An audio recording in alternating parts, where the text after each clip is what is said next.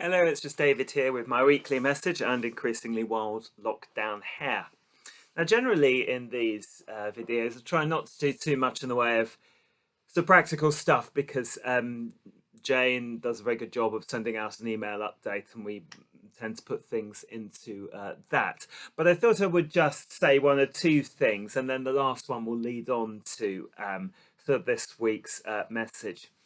So first of all, you might have seen a little asking for some pledges towards some live streaming equipment. We've sort of been using live stream now for a year, and it's going to go on for a while, and it's a facility that we might use in the future. So we've been looking at how much it might cost, because at the moment we're just using kind of clergy phones. So to have a more sort of permanent installation, slightly more sophisticated, hopefully. It costs about £7,000 to install, and we've been looking into that. Um, we have got some other, in a way, more pressing sort of things that we might need a new boiler, etc. So we were just looking for pledges for that. One or two people who particularly might have benefited from live stream might be willing to pledge a little bit of money towards that, so that we can sort of work out our priorities and our finance. So if you are, I mean, no pressure. Obviously, we're all a bit hard up at this point, but you know, if you are interested, then do be in touch. Second thing is to say Lent groups. They're going to start on Zoom. They may, I mean, just depends how the restrictions get. So they may sort of become sort of either in person or Zoom halfway through or something. We don't know, but they'll start just on Zoom because at the moment we're not allowed to meet in groups. So, but we've got some great material. It's the Connect series of booklets by somebody called Susanna Gunner, who's very good at these sorts of things, looking at 6 contemporary topics and how you might connect them with our faith. And it's a sort of series of little booklets you can see in there. You can get this pack. There's a box of them in St Mary's Well in £2 a go, or they'll be in the other churches. Or you know, if you want one sent to you, then let me know and I'll get one out to you. And then what we'll have is 5 or 6 sort of Zoom meetings throughout the week, and we will you like and join us for our Lent group. Apart from the fact it's kind of virtual run, really, it'll be the normal format, a weekly meet for an hour or something on Zoom, I say, at least to begin with. Then just to sort of bring you update where we are on worship, next Sunday the 31st will be live streaming only. And what we're doing is reviewing it every 2 weeks, and we're trying to do that as a team. So next weekend, when we get to 30th, 31st, we'll look at the 2 weeks following, whether we might move back to church, or whether the infection rates are still too high. We're looking really at infection rates. I know sort of death rates are very frightening and very sad, but obviously also they lag behind. So we think we're right at the moment. We're trying to sort of do things as a team, so we're not sort of, you know, having one church saying it's fine, and another church, you know, half a mile down the road saying well, we, you know, we can't do it. So try and do it as a team. And actually, we had a chapter meeting, which is all the churches in Well and Hatfield last week, and we found out that actually nobody was sort of meeting in person at the moment. So that's a kind of good indication. I think we're at the right place at the moment. And I say, just reviewing that every 2 weeks, keep you updated, and we'll see how that goes. And then the last thing is it's Candlemas on Sunday, or I mean, it's the 2nd of February, but we take it to nearest Sunday, which is the 31st of January. So we'll have our normal morning service, but then in the evening, we're going to have, if you remember, you might have been sometimes, we have Team Candlemas Carol service, our last of our sort of 3 carol services. Obviously, we can't meet for that, sadly, because we're not meeting, but actually in the evening, 6:30, Sunday the 31st, online Zoom, we'll be having a Candlemas service. So do please join that. I said Zoom, that's wrong. It's on you. It'll be on YouTube. So watch out for the link to the YouTube Candlemas service, 31st, 6:30 in the evening.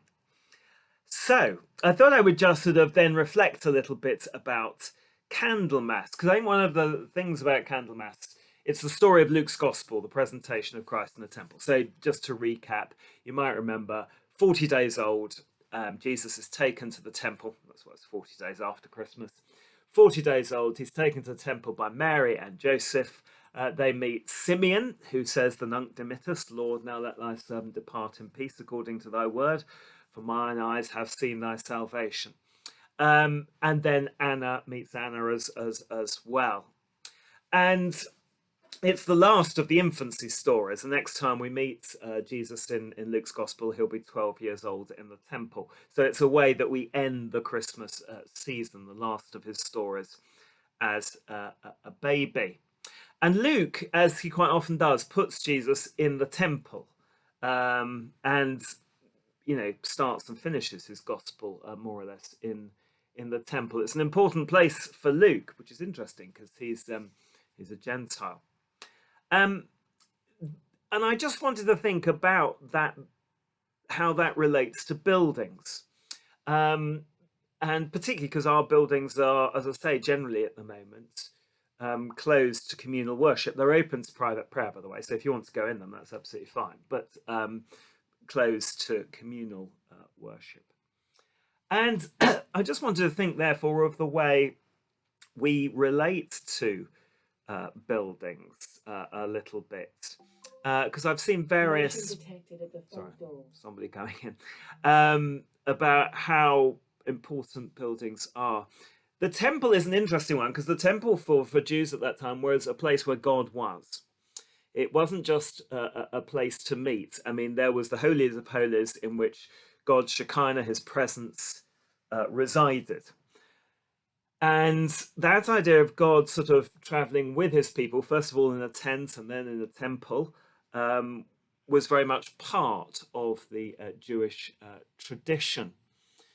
And so in a sense, the people meeting was a secondary thing. People, it was the point of the presence of God in that temple. Now that temple disappears. It's demolished by the Romans in 70 AD. It's never been constructed since. It's where the Wailing Wall is in Jerusalem, with the mosque, the Al-Aqsa Mosque, on top of it. So it's unlikely it will ever be there again. And after that time, Jews met, and still do, meet in synagogues. And there's no idea, there's no sort of sacrifices, there's no idea that, God would be in a holy of holies. I mean, the word they often use for synagogue is shul, which simply means school.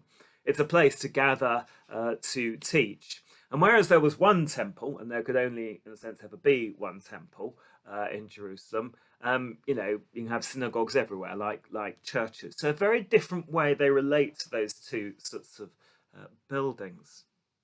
Now, for Christians, the word for church is ecclesia.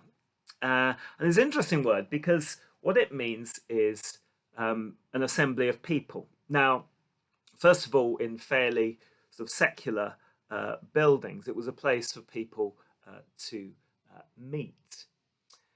And then obviously as Christians grew more numerous and they could, when persecution ended, so they could come out of hiding, if you like, so they could build purpose-built buildings. And we get them sort of appearing from about the 2nd and the 3rd century.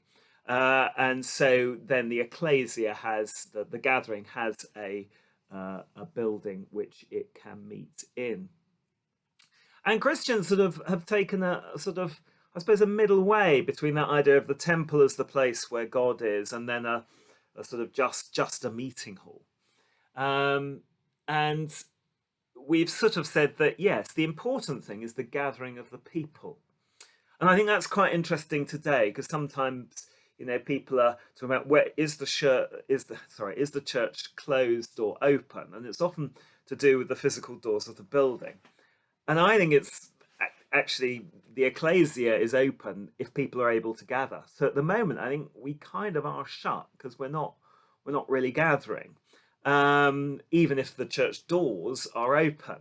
And at other times it might be that actually the people are gathering, but they don't have a building. In which case, I would say, well, the church is still open. You can meet under a tree. You can meet in a concentration camp. You can meet in a hospital. Lots of places that you might meet in a sense without a building, and you would still be the church. You would still be the church, and you would be open.